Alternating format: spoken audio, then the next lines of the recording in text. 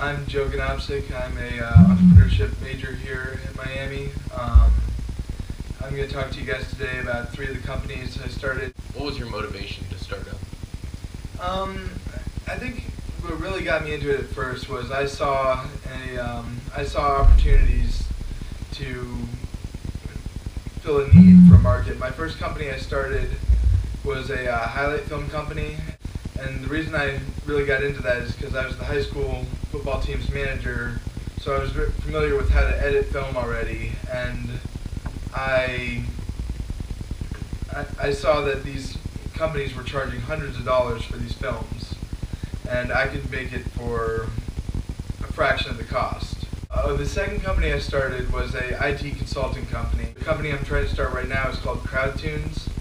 It's an app that will allow you to vote on songs at the bar. The first challenge that I really faced with my first 2 companies was markets are very limited.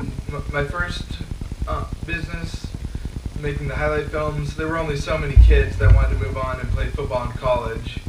The second company, my business partner and I, we worked together to generate sales leads, but eventually those leads dried up, so I closed up shop. So finding a sustainable business is definitely a real challenge.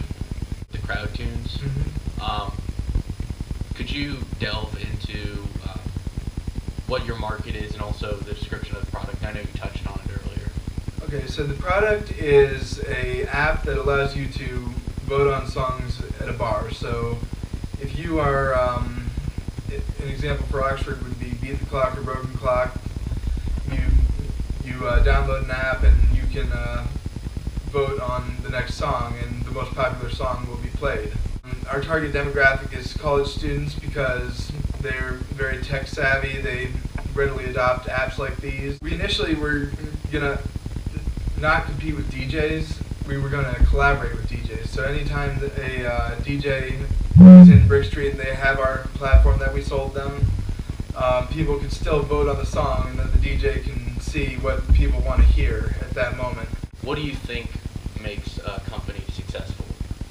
I think knowing your market.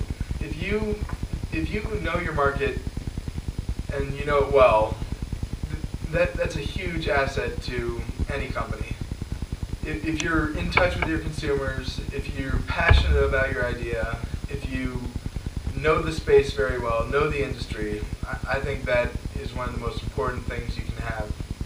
I know before, with your previous experiences, the market dried up. How did failure shape you as an entrepreneur?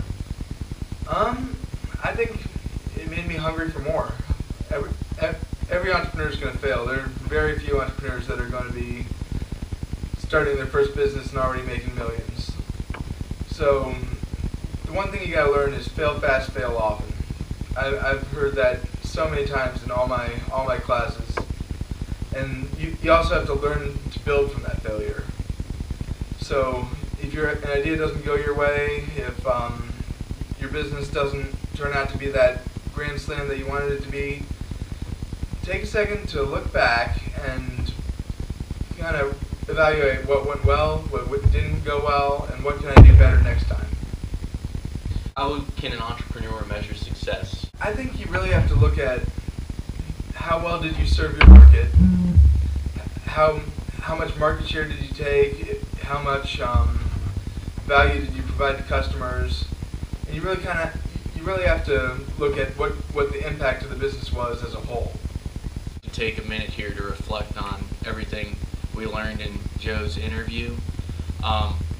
One of the things that really hit home with me was when he said, fail a lot. You're going to fail a lot, and just as long as you take something from it, the next startup will be better. You can keep you can keep failing, but just as long as you're not failing the same way, then that makes it okay. Something else I took from Joe's presentation is that you really have to hone in on that target market and know who your buyers are. So the early adopters really are the key to making a successful business. But not only that, knowing that there may be early adopters, but knowing that other people and those are really the two